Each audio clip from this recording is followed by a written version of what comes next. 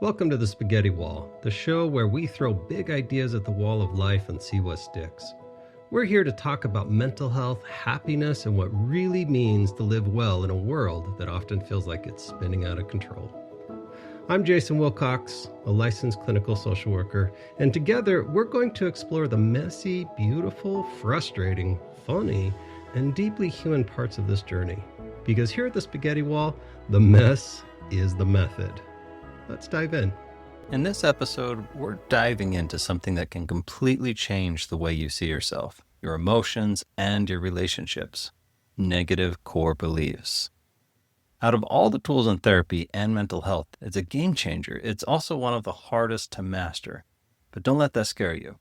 The work is worth it. Sometimes it can be pretty tough as well, but again, it's worth it. When I first learned about the negative core belief, I remember being just a smidge confused. There was a lot of clinical jargon and, it just didn't quite make sense. But over the years, I really understand it and I get it and I understand the layers. So I'm going to give you a story that might help make it clear as we talk about what it is, why it's significant, and what to do about it. Think for a moment. Here's a gentleman. He's at home. He got off work early and he's making dinner for his wife. His wife, she went to work. She got really sick. She came down with the flu, but she couldn't take time off, so she's still at work. While she's at work, she's having to keep running to the restroom. She's struggling to work with, customers coming in. Her boss is getting mad at her. Customers are getting mad at her. So you can imagine by the end of that day, she is tired, she's exhausted, and sick. So here she is. She walks in. Husband's over there cooking dinner. She kicks off her shoes, hangs her coat up, and probably goes straight to bed because she's just that exhausted and sick. No big deal, right? Very human, very normal. Now, here's the kicker. If that husband has a filter deep in his mind that says that he's unlovable, the brain's going to do something really fascinating with it. It's going to try to keep it in place, but because it feels so awful inside, the brain's going to try to compensate for it and project it outwards. So it's going to look for moments like this where he sees his wife come in and go straight to the room. One part of the brain's going to grab that moment and use it as proof of he is unlovable. The other part of the brain is going to project that outwards and go, she doesn't love me. As soon as that happens, he's now going to be triggered and defensive and reactive. So he might go into the room and walk up to her and say, see, you don't even love me anymore. Now, if she has a negative core belief, a filter, she might get very defensive and reactive. Fight ensues. If she doesn't, she might try to fix the situation by saying, no, you don't understand. Here's what's going on. Both responses have the potential to create the fight. Because if he has that filter in place that says, I'm unlovable, the second she looks at him and says, no, you don't understand. I do love you. His filter is going to hear that, and it's going to translate it as, I have to tell you I love you so you will go away because I just have to make you go away from me.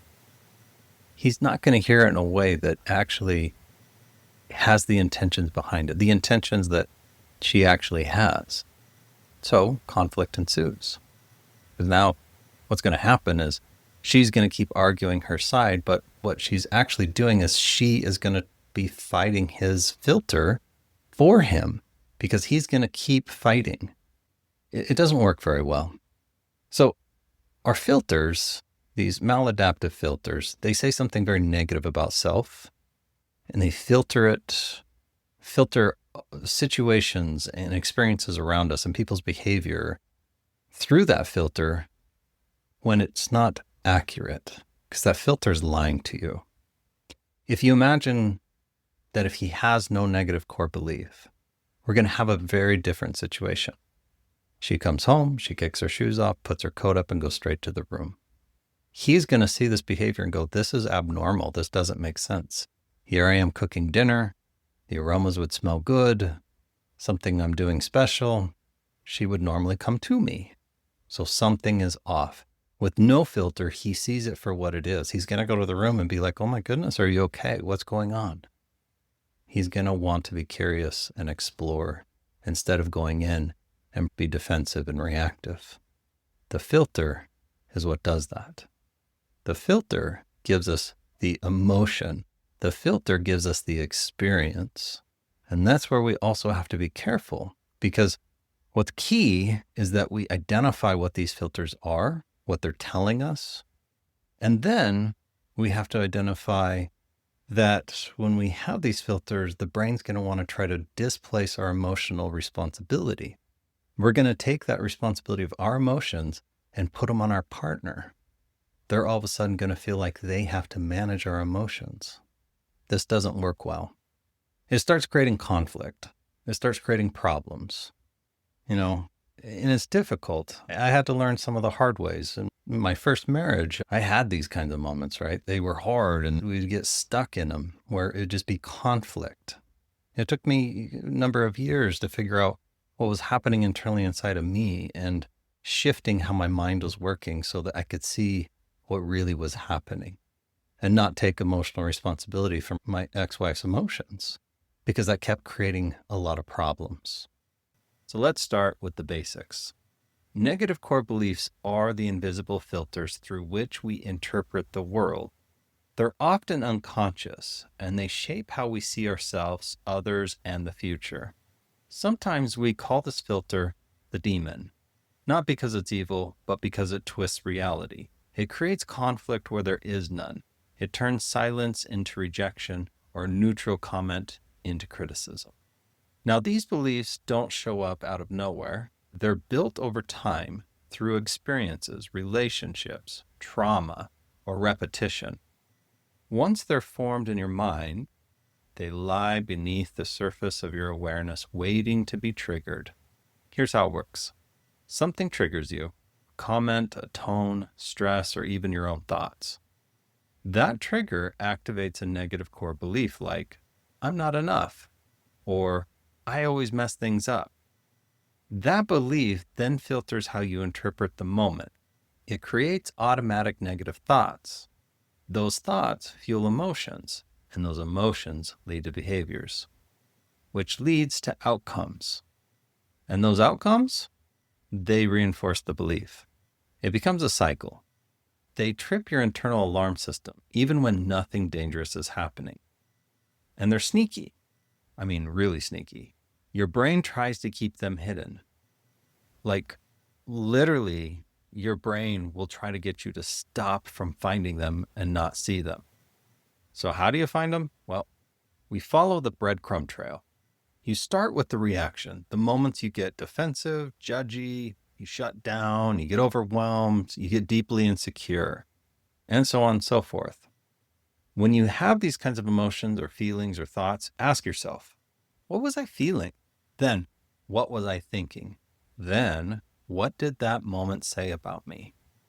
That's where the belief lives. Let's say someone doesn't respond to your text. If your core belief is, I don't matter, your brain instantly spins, they're ignoring me, they don't care. But if you didn't have that belief, you might just think, oh, they're probably busy, I'll check in later. So if you think about what it's doing, it's filtering that situation of whatever's happening, and it takes only certain aspects of that situation. So the brain takes a true situation and says, okay, if this thing is true, because it's a factual story, they weren't responding to your text. But the brain grabs a piece of it and gives that meaning. And when it does it, the brain then makes it so it's a truth, even though it's a lie. The person might have very well been busy and not responding for that reason. There's another piece in here that I just want to identify that can be really helpful to identify a negative core belief. So we can ask the questions I showed you earlier, but you can also ask yourself a question to try to get to it really quickly. So think of it like this. There you are, you've texted and you're not getting the response from your friend or family member or loved one. Ask yourself in that moment when you're feeling that hurt, you're feeling the uncomfortableness, and just think, what is it that my brain is telling me right now of what they think of me? or what this means about me from their perspective. Going back to our example, there you are, they haven't texted, and you would just ask yourself, if they're not texting me, what is it that basically this means about me from their perspective? Oh, my brain's telling me that I would not matter to them. I don't matter to them, or I'm not good enough for them. That would be the negative core belief. So if you can ask that question, sometimes that can get you to the negative core belief quicker. The issue is if these negative core beliefs go unchecked, they start causing issues in the world around you. They can cause conflict. They can cause you to feel really crummy about life, about how you're experiencing it, because it's twisting and lying to you about things around you. It just doesn't feel good. You start feeling on edge or depressed or anxious. So knowing what they are and how they operate, how to find them can make a huge difference in how you experience life. Now, negative core beliefs have a big impact in relationships, and this is where we see them escalate quite a bit. So, for example, when I do couples counseling, I can't tell you how much work I try to help couples see how these negative core beliefs have become so entangled in the relationship. Because what happens is you start going into this relationship, and one person will start having that negative core belief come out, like the phone situation where they didn't respond. So then they get reactive to their partner. And when they get reactive with their partner, it normally either starts creating a negative core belief or triggers their negative core belief. So now they're reactive. And so both are reactive. And when both are reactive, what starts happening is they can't hear each other. So it spirals the situation and it escalates the negative core beliefs and it grows them, slowly pulling the relationship apart or causing strain in it. Now, it doesn't necessarily always ruin relationships, but it can create that strain that doesn't feel good. So it's just awareness, knowing that that's what can happen in relationships if these things go unchecked. And often what we do is when we have these negative core beliefs, because the brain does not like you having them, and the brain at the same time thinks they're critical for your survival and tries to do everything it can to hold on to them. So when the brain has that issue going on inside, it projects it outwards. And when it projects it outwards on someone, it starts telling you something about them. So when you start having these situations happening with these negative core beliefs, it starts changing the emotional responsibility, and we get stuck in these ideas from our brain because it's projected outwards. It starts making it so we make our partners responsible for our emotions, when it's actually the negative core belief, not our partner creating them, when it has to do with the negative core belief. And so on one side, someone accidentally starts making their partner emotionally responsible, which then creates this other situation where the person in some way, shape, or form might start feeling responsible for the other person's emotions. And it starts creating the effect of that walking on eggshells. But it often goes both ways, and now both are feeling that way, and they don't quite know how to operate together. It's important to recognize that negative core beliefs can cause struggles in your life around you, and that's why you might want to look at them. How do we start shifting these beliefs? Let's go through 5 quick strategies. Strategy 1, silence the radio. Imagine the belief is a loud, annoying radio station in your mind. When you hear it, don't argue, just turn it down. Shift your focus to something that feels grounding or true, like journaling, walking, repeating a balanced thought. So for example, with the texting situation, you don't get the text, you're now feeling uncomfortable, it doesn't feel good inside. You do the work to find the belief, that filter. Once you find it, then you can silence it like a radio station. Say, I don't like what's playing here. I hear that it's saying I don't matter, that the other person doesn't feel like I matter. And so when that's happening, I just change the station of that person loves me and cares about me, and then you move on. Or you just shut it off altogether and just go, no, that's not accurate. I'm going to go ahead and move on to something else in life and go do something else that brings you joy.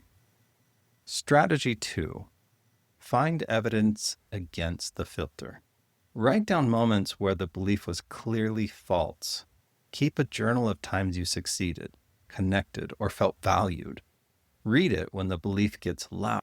This helps the mind start to see that the belief isn't true. It changes the filter the more you do this. So for example, again, with that texting situation, if you start looking at all the times that person responded to your texts, or all the times that they didn't respond until way later because they were busy or had things going on, or they didn't see your text, look at the facts that are in front of you that say otherwise from the negative core belief. That can help show evidence to the mind that it's not accurate. Strategy 3, see through someone else's eyes. This one is one of the strategies that I have found most of my clients can break their negative core beliefs and quickly using this strategy.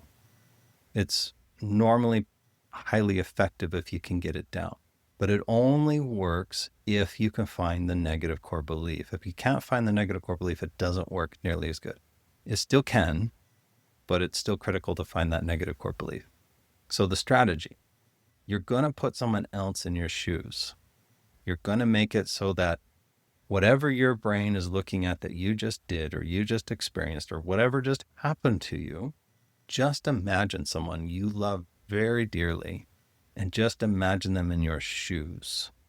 Imagine if they had the same partner. Imagine if they had the same coworkers. Imagine if they made the same decisions you made, said the same things you said, or that the person that they were talking to that was upsetting, that the other person said these things to them.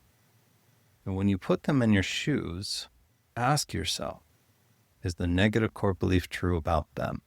So for example, with the texting, if you ask yourself, okay, if my best friend was in my shoes, would this mean they don't matter? Normally the brain can see that that's not accurate, that they still would matter. Even if the other person on the other side of that text was angry and really wasn't responding because they're frustrated or upset and weren't wanting to respond, normally the brain can see that, yeah, your friend would still matter though. That the person you put in your shoes would still matter even if someone wasn't texting them back on purpose. So the goal is to see the other person in your shoes, see that if everything was identical, uncannily identical story, that you would see that they still matter, and that you would see that even if this other person had purposely not responded to them, that it was out of an emotional response, and they would still matter to that person. So again, to break down this activity, you identify the negative core belief and you just ask yourself, if someone I love told me the same story, would I believe the same thing about them? What would I say to them? Can I say that to myself? Strategy 4, own it without blame. Try saying something along the lines of, I'm noticing my belief that I'm not enough is flaring up. Can you help me ground? That invites connection and not conflict. Strategy 4. This strategy is more for couples or in relationships like maybe best friends or something, someone that you can talk deeply to about negative core beliefs. What you would do is you would own it without blame. So trying to say something like, I'm noticing my belief that I'm not enough is flaring up. Can you help me ground? What you're doing is you're moving away from trying to displace emotional responsibility. You're moving away from making the other person not responsible for everything that's happening in you, because the negative core belief is what's causing the reactivity inside you, the emotion inside you. And when you take away the blame from the other person and you just own where the actual feeling is being generated from the filter, you invite more of a connection. Strategy 5, it's reframing the meaning. So asking yourself, if this belief isn't true, what else could this moment mean? So, for example, imagine a couple that they both know they love each other very much. Okay, so here's this wife. She believes and knows her husband loves her very much. And all of a sudden, he had to jump off the phone and hung up. If she has a negative core belief of I'm unlovable, she's going to project it in that moment of going, oh my gosh, he doesn't love me. He just hung up on me. But if we challenge the negative core belief, right? If we know the negative core belief is I'm unlovable, then in that moment, what she can do is say, okay, if I am lovable and he does love me, then what does this actually mean? What is actually happening in this moment? In that moment, if she can see that he loves her, she is lovable, she might come to a different conclusion of something must have happened where he had to get off quickly. She'll change the experience. She'll change how she's feeling about it just by trying to kick the negative core belief out and challenging it. Negative core beliefs aren't your fault. They're the mind's way of trying to protect you, but they don't have to run your life. When you learn to spot them and gently question them, you take your power back and you start changing how your mind operates. It's a really critical and important thing to challenge them, to start shifting them, to notice them. So pay attention to your breadcrumbs. The breadcrumbs, again, is those feelings of feeling like you're reactive, feeling anxiety, feeling depressed potentially, feeling angry, upset, feeling defensive, and judgment. Judgment's the other one that's just a breadcrumb. And this might be the fact that when you're feeling judged by somebody or when you're judging someone, both of those situations is just the mind operating from a negative core belief. So those moments too, you can use them as breadcrumbs to find your negative core belief. Because all of those situations, when a negative core belief comes out, the negative core belief is doing everything it can to pull evidence from the environment around you to prove it is true, it exists, and trying to solidify it and keep it in place. So if you can identify the things that are fueling it and removing them, which judgmental thinking is one of those, when we have judgmental thoughts about someone else, or we feel like others are having judgmental thoughts about us, these are moments where negative core beliefs can be hidden. So use those as breadcrumbs to find them. Remember, you're not broken. These are natural, normal human feelings. It's a natural, normal thing for the brain to create core beliefs. And it just happens the fact that emotional trauma, things that can condition us, hard moments can create the negative core beliefs. So it's a normal human operating process in the mind. You're not alone. Pretty much everybody has them. But if they're not managed and not noticed, they can cause a lot of problems. Hopefully this was helpful. Feel free to write us, to communicate with us on where we can expand and help you understand a little bit more, or how to help you see how to adopt these things in life. Thanks for listening to The Spaghetti Wall. If today's episode stirred something in you, whether it was a fresh insight, a moment of reflection, or even just that feeling that you're not alone, you're right where you're supposed to be. Relationships are messy. So is healing, so is life. But that's where the magic happens. If you found this session helpful, consider sharing it with someone who might need it.